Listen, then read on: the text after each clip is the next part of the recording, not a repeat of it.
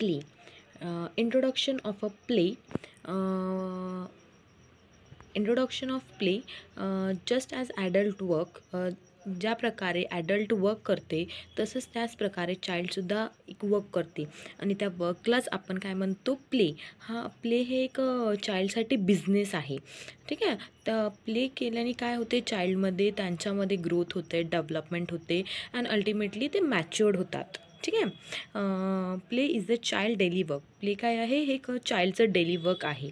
ठीक आहे. Work of the children, the way of the living daily work of the child and it satisfy the need of the child. आणि त्याच्यामुळे चाइल्डमध्ये एक satisfaction निर्माण होते.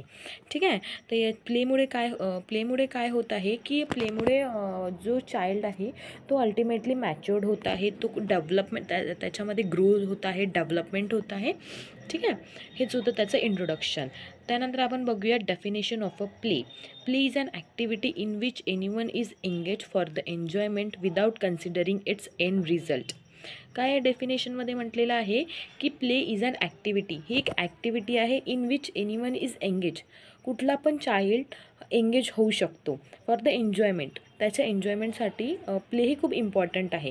Without considering its end result. कुठला पण child जेव्हा प्ले करतो तेव्हा तो त्याचा एंड रिझल्ट काही बघत नाही. ठीक आहे. हे होतं प्ले. त्यानंतर आपण आता बघणार आहोत type of play. Type of play according to the Parten and Newhall in 1943. यांनी हे टाईप ऑफ प्ले दिलेले आहे.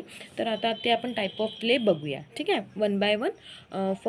First one is first is in unoccupied play. ठीक आहे.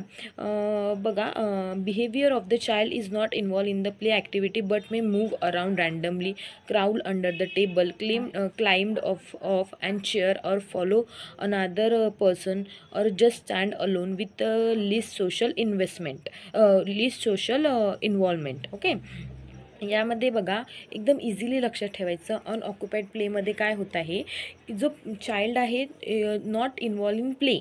ओके. चाइल्ड प्लेमध्ये इन्वॉल्व होत नाही but may be move around randomly, म्हणजे तो स्वतःच्याच भोवती खेळतो, टेबलच्या खाली जातो. हेच आहे अनऑक्युपाईड प्लेमध्ये. त्यानंतर नेक्स्ट आहे सॉलिटरी इंडिपेंडंट प्ले. या प्लेमध्ये काय होतं आहे, indicates when the child play alone independently. Example toddler and the pre toddlers engage in this type of concentrating play with less interaction with others. यामध्ये काय होतं आहे, इतकं सिम्पली लक्षात ठेवायचं की प्ले अलोन इंडिपेंडेंटली. ठीक आहे. ते प्ले करतात पण इंडिपेंडेंटली अलोन प्ले करतात. For example toddler and the pre toddler. आणि त्यांचं जे आणि ते काय करतात, लेस प्ले विथ अदर. ते दुसऱ्यांसोबत जास्त खेळत नाही, ते स्वतःमध्येच खेळतात, इंडिपेंडेंटली खेळतात. ठीक आहे. त्यानंतर आपण बघणार आहोत अनलुकर प्ले. ओके.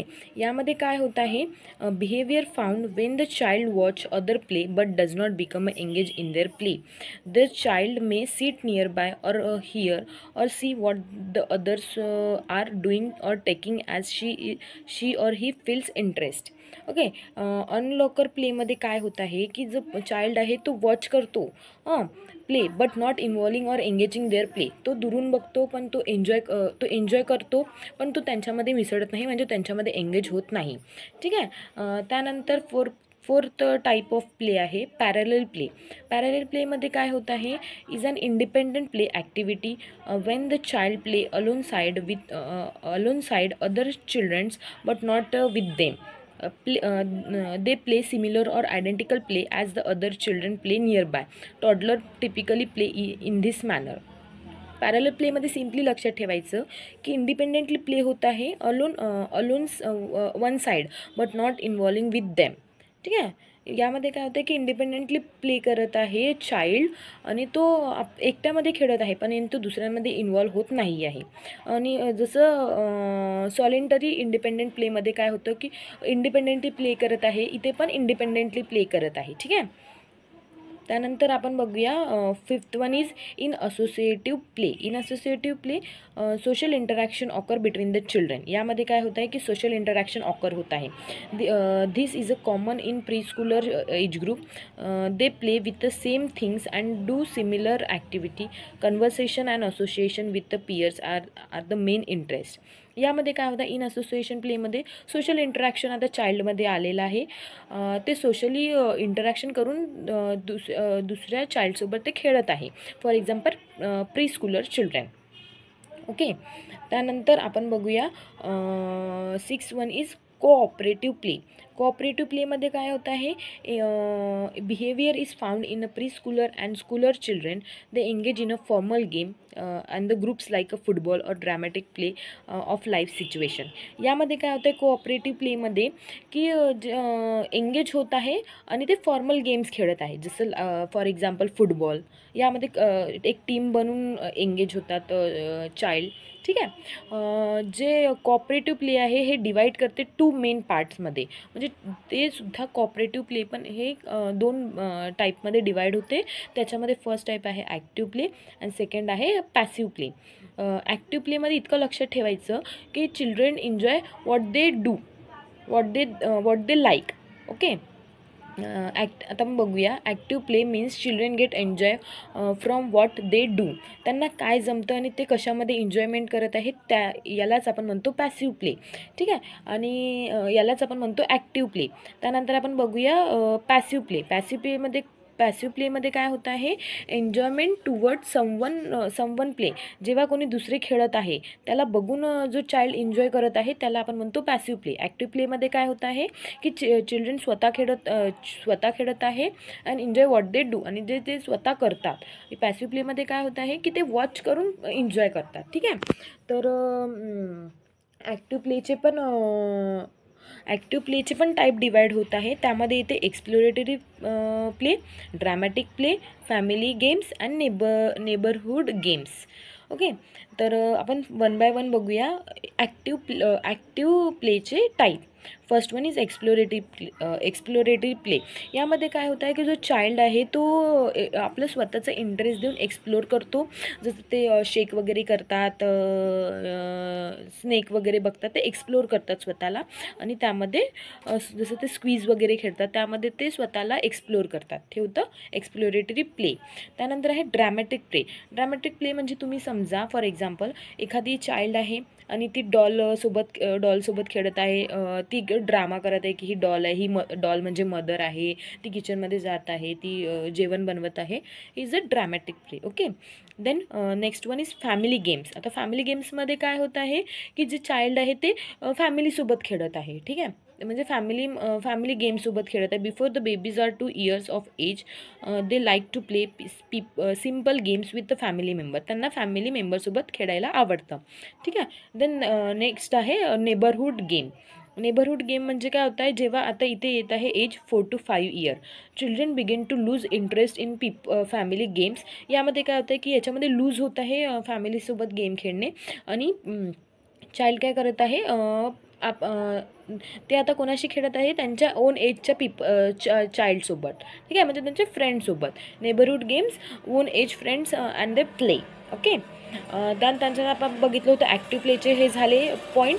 त्यानंतर आपण आता बघूया पॅसिव्ह प्ले. पॅसिव्ह प्लेमध्ये काय आहे, सिम्पली आहे ते watching others, looking at the pictures, listening stories, हे सगळ्या थ्रू ते प्ले करतात. वॉचिंग अदर्स म्हणजे ते दुसऱ्यांना बघून खेळतात. लुकिंग ॲट अ पिक्चर ते पिक्चर्सला बघतात आणि खेळतात. त्यानंतर लिसनिंग स्टोरी, काही स्टोरीज काही त्यांचे आजी आप्पा वगैरे आपल्याला स्टोरी सांगितले तर ते लिसन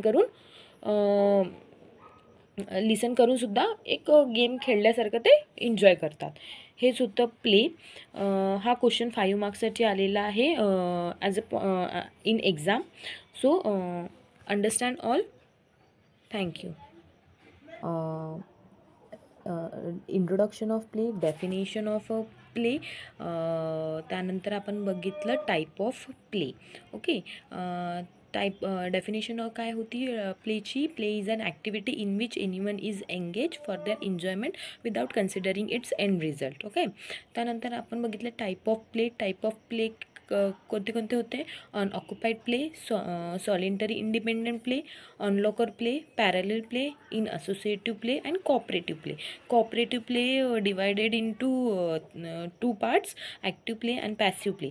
active play also divided into 4 parts, exploratory play, dramatic play, family games and neighbourhood games. Okay.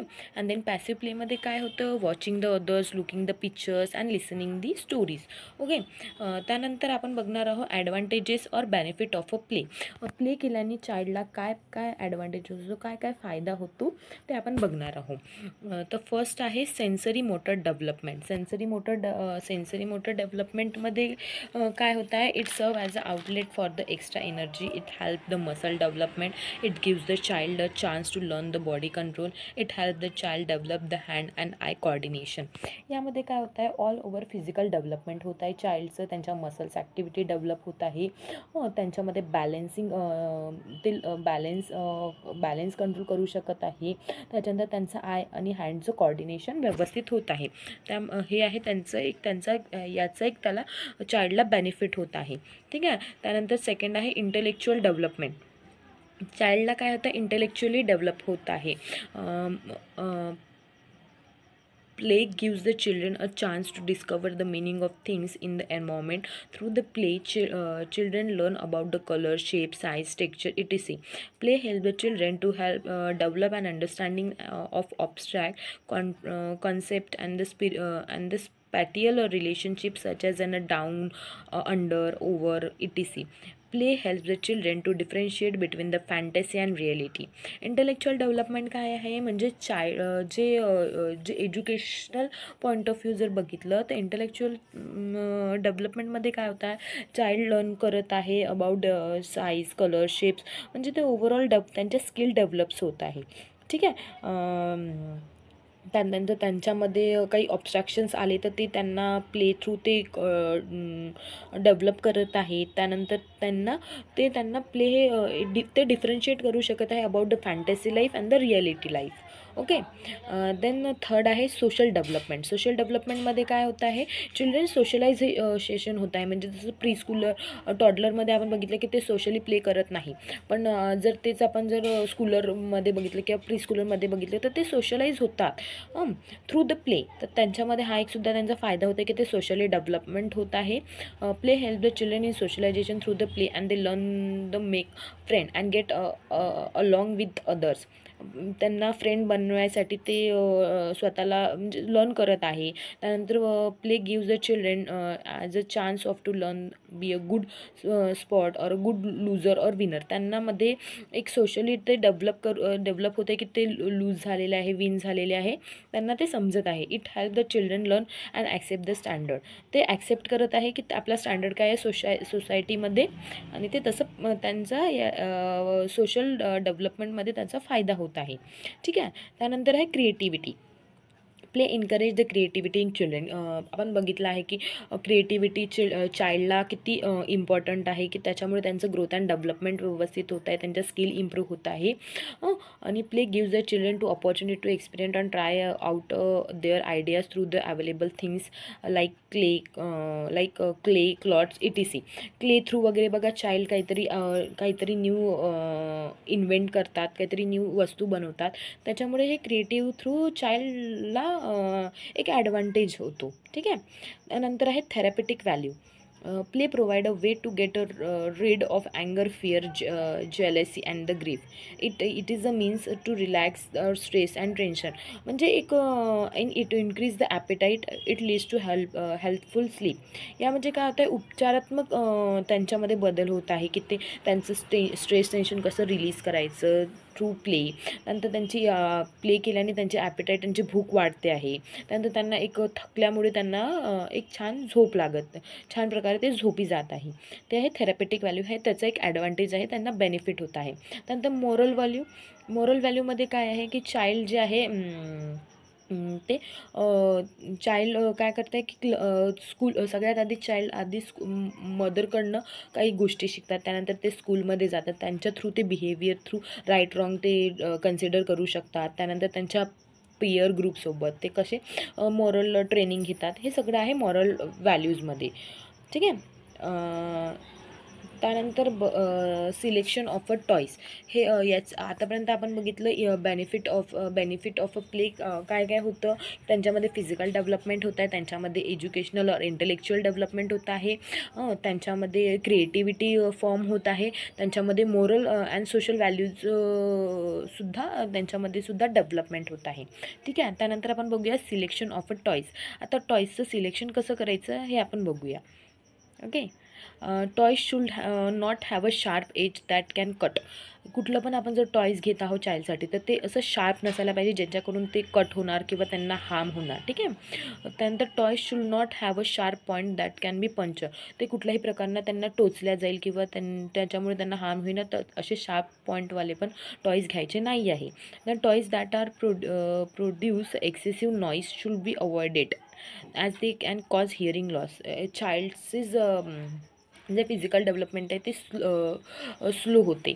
ठीक आहे. त्यांचं म्हणजे ते इमॅच्युअर असतात ऑर्गन्स, आणि जर त्याच्यात आपण जर त्यांना जे टॉयज देत आहोत ते खूप नॉईसी देत आहोत तर त्याच्यामुळे काय त्यांना हिअरिंग लॉसचा प्रॉब्लेम होऊ शकते. त्याच्यामुळे आपल्याला जे टॉयज आहेत ते अवॉइड करायचे हे नॉईसवाले.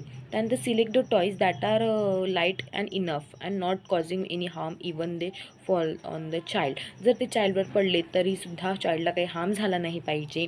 ते टॉयज आपल्याला लाईट वेटची यूज करायची आहे. ठीक आहे.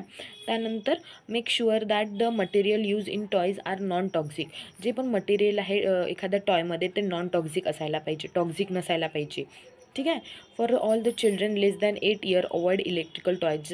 जर चाइल्ड हा 8 इयरच्या लेस असेल तर त्यांना इलेक्ट्रिकल टॉयज द्यायचे नाही. For example mobile phones avoid करा. ठीक आहे. त्यानंतर select the toys that are durable enough to survive and rough handling by a children. जे पण रफली हँडल करू शकत नाही चाइल्ड ते त्यांना द्यायचं नाही. ठीक आहे. Then avoiding toys made up of glass. जे ग्लासनी बनलेले आहेत ते सुद्धा टॉयज अवॉइड करायचे. ठीक आहे. हे होतं काय बघितलं आपण आता, सिलेक्शन ऑफ अ टॉयज.